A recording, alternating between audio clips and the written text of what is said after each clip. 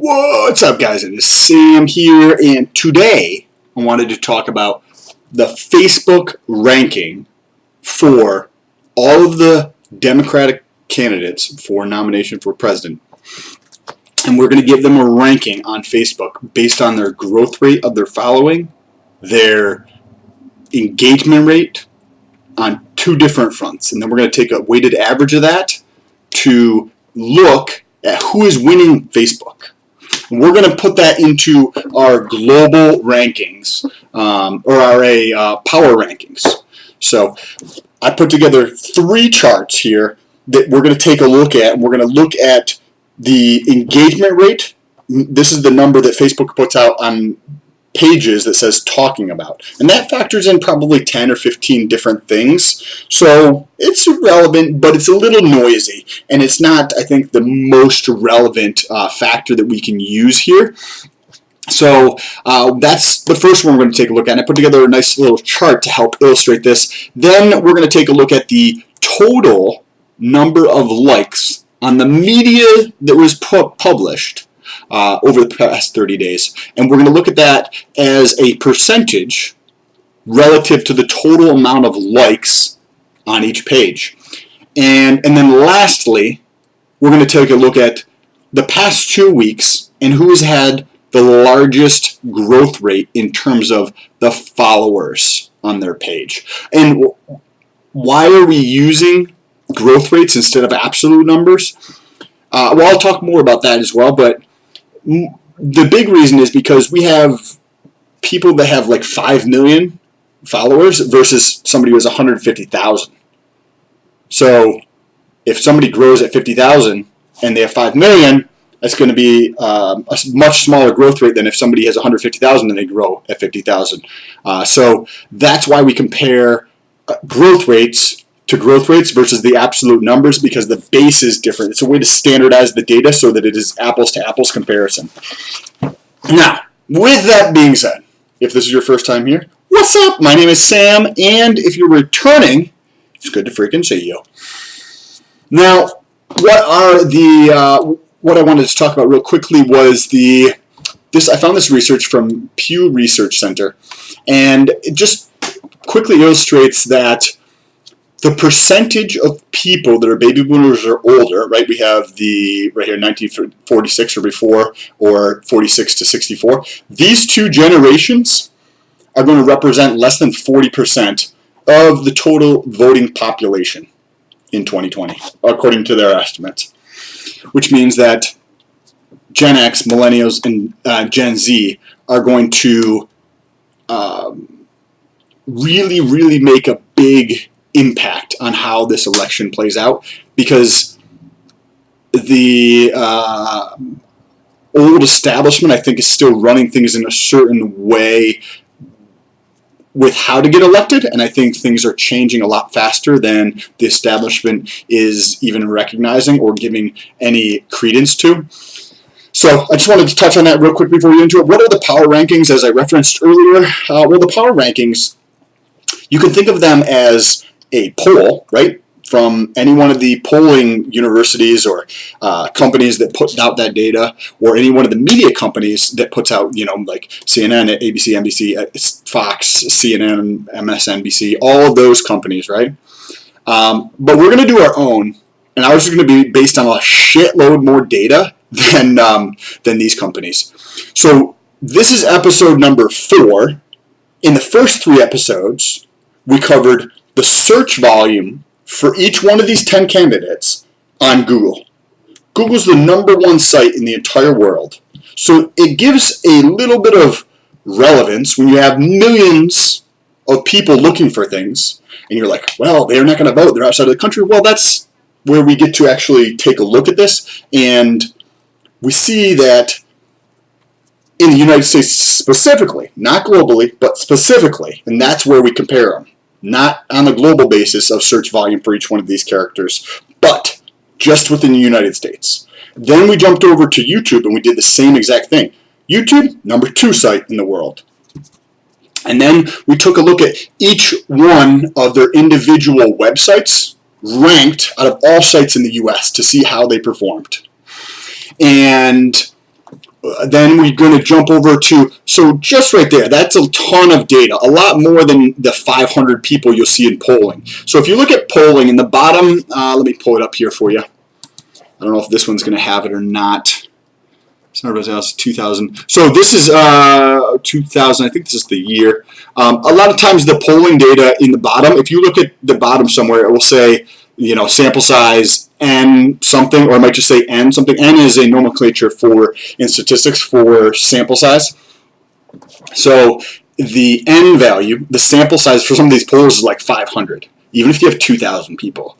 We're taking a look at search volume on a countrywide basis for YouTube and Google, which are the two biggest websites in the entire world. That seems a little bit more relevant than some of these polls. That's why we're doing this power ranking. And then to emphasize the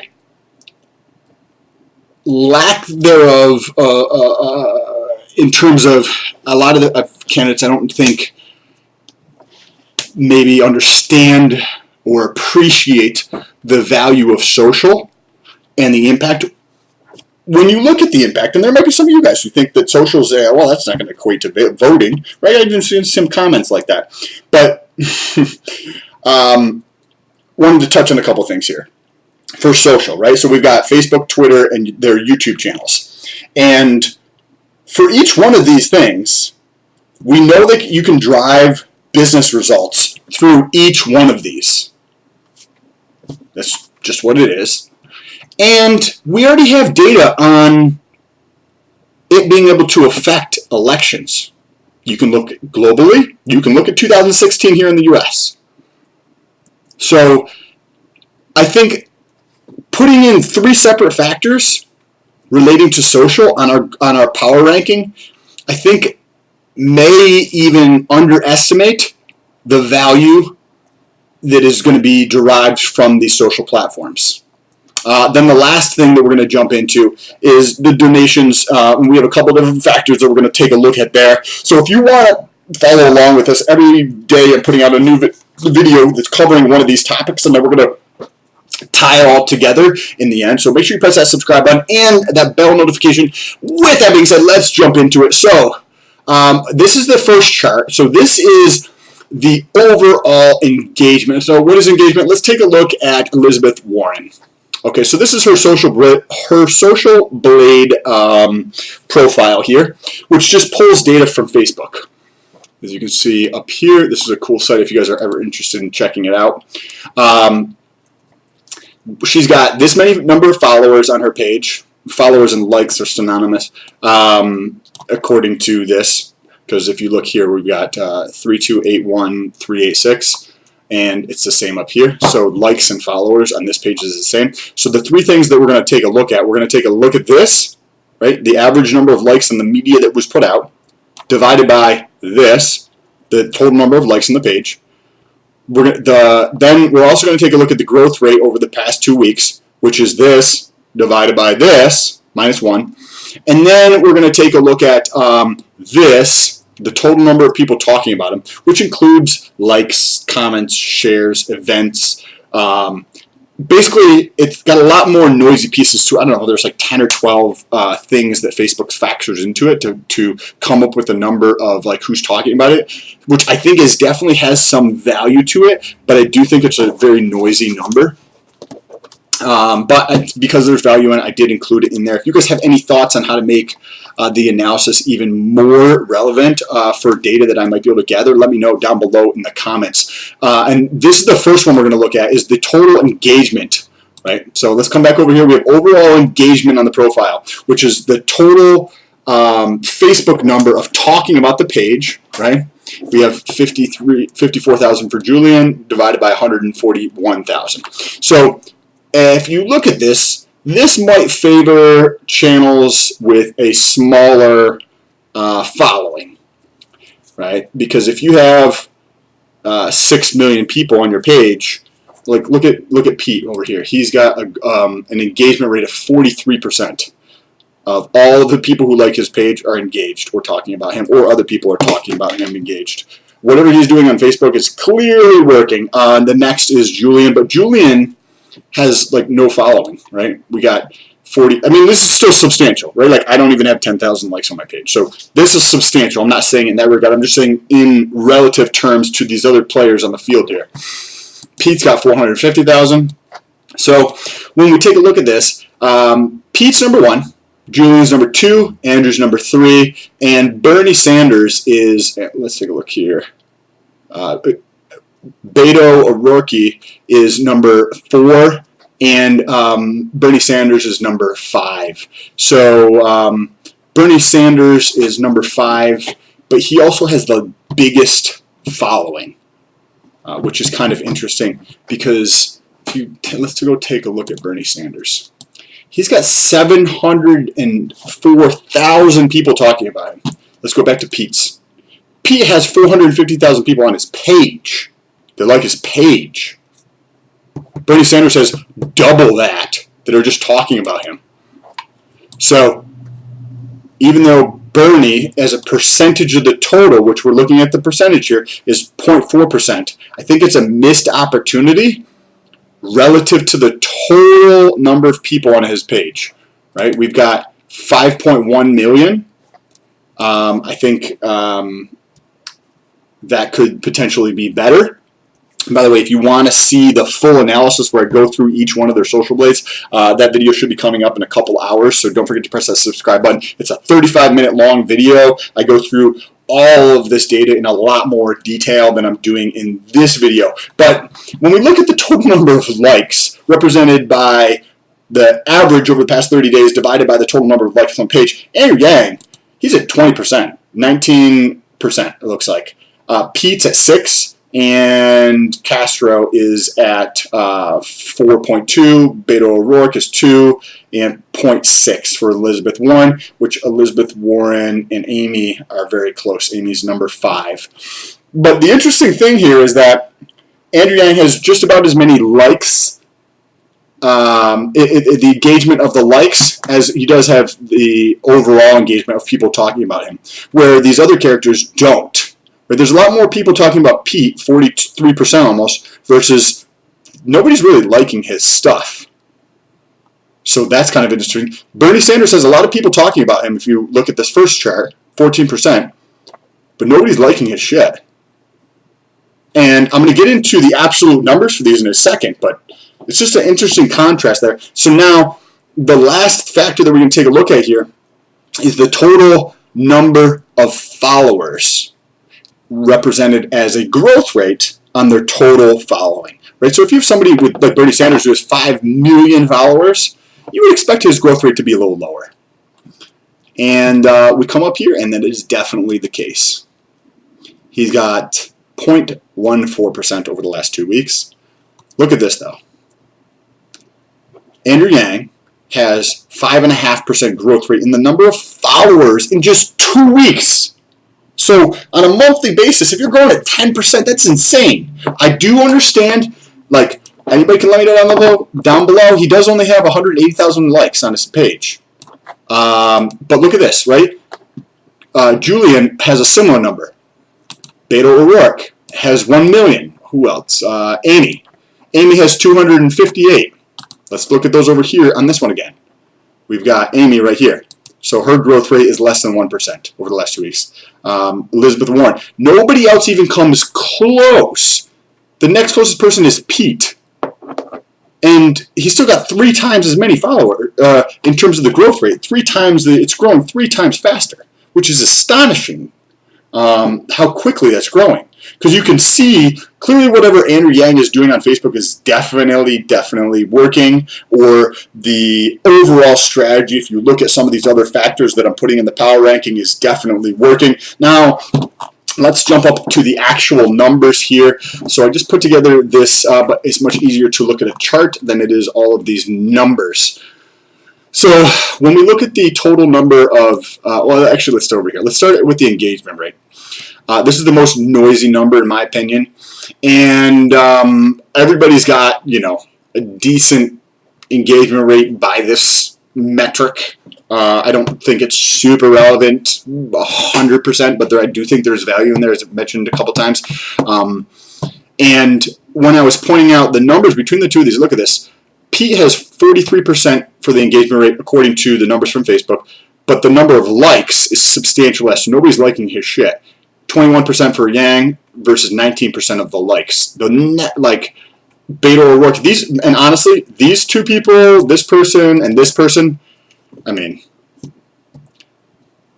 I would expect them to probably be dropping out relatively soon. Whether that's the next 60 days or 90 days or 4 months, I would expect them to be dropping out relatively soon. We'll see how September 12th goes and see what the impact is. Not from the words that they're saying, but from the words that they're saying and how they're interpreted through other people's eyes based on the data. Let me say that again. We're not going to analyze the September debate and take a look at what they said. Oh, Joe Biden said this and Bernie Sanders said this. I think that blah, blah, blah, blah, blah, and just go back and forth. He interrupted him. No. We want to know that perception. We want to know how that came off to the population within the U.S. And that is where we look at the YouTube search, the Google search, their website, their social channels to really see what the impact is. Not what like fucking Fox says or CNN says. Let's go to the actual source and see if people are talking about them. See if people are engaged. See if people are searching for them. So then what we did was we took the average, right? So let me just pull this up. You can see here, this is the average ranking of these three. Let's come over here to the engagement rate for the number of likes. So if let's quickly just glance at the total number of followers. The total number of followers is all over the place, as low as Julian down here at the bottom, and as high as 5.1 million. However, when you come over here to the total number of likes on the media that's posted on their page within the previous 30 days, we have a couple that are high, right? We have Elizabeth Warren, but she also has 3.3 million. We have Bernie Sanders at 21,000 relative to the 5.1 million followers he has. And then we have Andrew Yang, which is a complete anomaly. So clearly he's doing something right. He's got almost 34,000 likes. Almost 1.5 times, or more than 1.5 times, pretty much everybody else except for Pete. Like, he's got a substantial amount of engagement on his Facebook page. Let me know what your thoughts are down below. I mean, he's just saying there's something else going on here that we're seeing in the data that's not being reported by the media. So get this message out to other people. Tell them about it. Share this video with them. If you like this content, press that thumbs up button. It helps out the channel and gets this message in front of more people so we can see what's actually going on. And if we were just looking at absolute numbers, right, and we just didn't care if it was an apples-to-apples comparison, he would still win. He would still be number one in this category here, which is insane. Now, the last category is the total number of followers gained over the past 2 weeks. Interesting, Cory Booker actually lost followers over the last 2 weeks. Clearly something's going on there that we don't know. I don't follow the context of what these players say. I just look at the data to understand what is going on. But, again, if we have different size bases, right? This is the base over here. So we have different size bases. But when we look at the absolute, meaning the total number of followers gained over the past 2 weeks, roughly, we still have Andrew Yang coming out number one with 9,200 additional followers over the past 12 days versus everybody else. Like Bernie Sanders, he only had 7,000 people follow him over the last 2 weeks. That's still tremendous relative to a lot of these other players. Like, it's astonishing, like, awesome job. But even on an absolute amount, Andrew Yang would still win in terms of people are more interested in following him than these other characters. The base aside, meaning the total following that they already have, that completely aside, just the absolute number of followers over, by the way, this is not plugged in, little bonus. It's just for effect. You know those glasses that don't actually have a prescription? Think of it like that. Which is kind of interesting because he's had a lot more followers. People are more interested in him. So in this, it was him and then Elizabeth Warren and then Bernie Sanders and then Pete. Or Joe Biden is just like, I honestly don't expect Joe Biden to be the Democratic candidate for president. I know what the polling data is saying, but all the data I'm looking at, and you can go look at all the analysis I'm doing, just go back on the channel and you're free to watch it. All the data I'm seeing, I would expect Joe Biden to not be the nominee. Could be completely wrong, and you can rub it in my face in several months when we figure that out, if you're watching this. But I just don't think that he's got the momentum, unless he does something very good over these next two debates and really redeems himself. I just don't see that happening. I think he's viewed as way more of an establishment player. I mean, he's been a career politician. He's the definition of a clear of what the establishment is, right? I don't think there's a tremendous amount of trust with things that he says, right? Because he'll say this, and the story's actually this, and people are always calling him out on like the shit he says. But also, I think he got elected he got into politics. I think he was in his like late 20s. So late 20s. I don't know. He's like 70 something now, which is fine. Like I'm sure he's still capable of doing his job. I think he's like 76, but he's been doing this for 50 fucking years. Like, I don't know. I feel like that's not going to be representative of the population at all, because he hasn't been in the population for 50 fucking years. He has no idea what's going on with the average person. In my opinion, based on the data I'm seeing, that's what's coming out. Right? That's what I'm seeing. This is what I'm gleaning from this. So, overall, their Facebook ranking is a tie between Pete and Andrew in terms of the factors that we decided to take a look at here, with Julian coming up number 3. Let's take a look. Amy coming up number 5, right, because we have a tie here. So this is actually number 5. Number 6 is Bernie Sanders. Number 7 is Kamala Harris. Number 8 is Joe Biden. Number 9, I think there was another tie somewhere. Beto O'Rourke was tied with Bernie Sanders. But I think this is two things. First, it confirms more data that I'm seeing around Joe Biden. Second, I think this is a missed opportunity for Bernie Sanders. He's got 5 million people following him. I mean, if you have to hire somebody to start reaching out to people, start engaging with more people on Facebook, I think it looks like it's going well, but I think that there's just a big opportunity. Like, you have 5.1 million people following you, and yet you have less likes on the content that's being posted than Pete, who has a factor of 10 less in terms of the total following, right? He could have 10x his number, Pete, and he would still have less than Bernie Sanders. But he has more likes. Same thing with Andrew Yang. So I think that's a missed opportunity, a drop in the ball for Bernie Sanders. Like, whether you got to hire somebody else or figure that shit out, because I think it's, yes, you have a lot of following, which is awesome. Clearly you've been doing something right but you've probably done this more over time than a lot of these other players, and your YouTube channel probably helps out the Facebook page tremendously. But I think it's a missed opportunity to gather more and glean more information from the people who are following your page. So talk to your campaign manager, sir. And if you guys want to see any of the other analysis I did, or those other 3 factors, jump back to the channel, check out those. If you have any thoughts on how I can make this or pull more information to come up with the even more relevant ranking for Facebook, let me know down below in the comments. Next, what we have coming up is going to be Twitter. So that is not today, that is going to be tomorrow morning. But after this, as I mentioned earlier, there's a 35-minute full analysis video where I actually go through all the analysis on this. So if you want to see that, press that little bell notification so YouTube can notify you when that gets posted in a couple hours. I appreciate you guys a lot. I've been getting some really good feedback, and thank you for that.